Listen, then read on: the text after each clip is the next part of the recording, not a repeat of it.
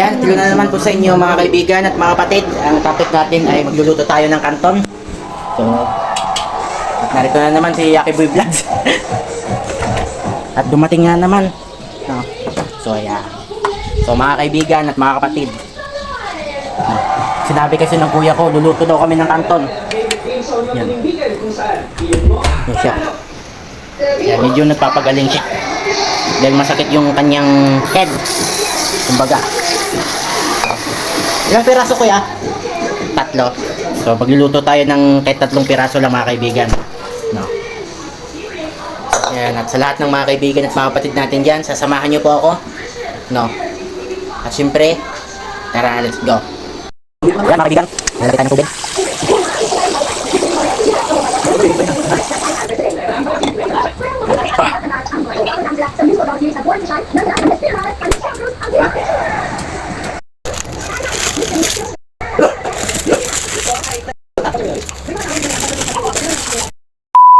So ayan mga kaibigan at mga kapatid, hintay lang natin na uminit at kumulo itong ano, pag medyo naluto-luto na mga kaibigan, no, so ready na tayo. Mag-aantay tayo. So ayan mga kaibigan, kumukulo na. No. At hahaluin na lang natin. Medyo gumaganda-ganda at lumambot-lambot naman.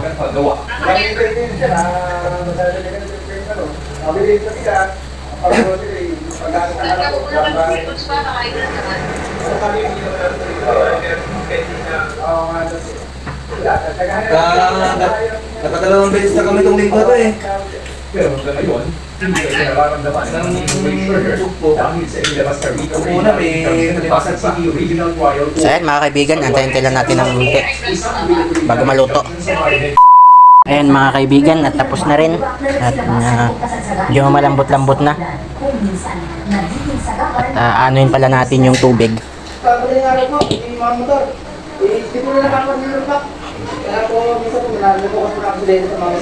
And you smile.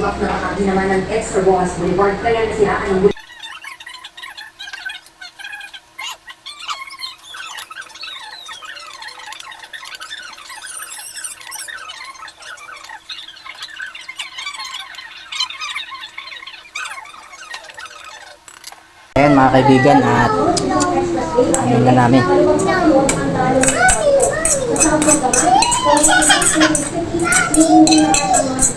May ginagawa rin kasi napamihirap piting by iniwan kaya mas marami ang nakalimodyan sa kalsada pagkatapos ng trabaho para masuka sa mga mall at mga kailan. Dahil naman sa sunod-sunod na pagkilan ay araw-araw ay sinanito ang kanya na kaya gusto mo sa kapatid manilon ay Hindi, yun lang sa lupa. Kasi yung importante sa mga abiyo. Kasi sa sobrang ang solusyon. Hindi may action pang gagawin para maayos yung lupa. Mga kaibigan, inahalo pa. Haluin pa.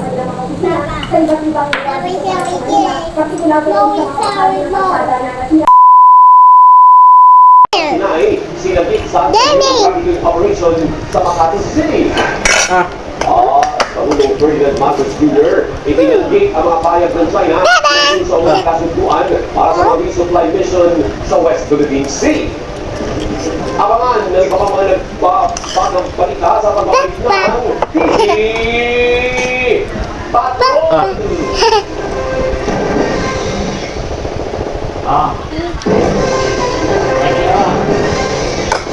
Dahil sa masamang panahon, pagsamantalang ng Pilipina ang pagpupuli at pagpatayo ng mga bagong lipe sa Kalumpit, Bulacan.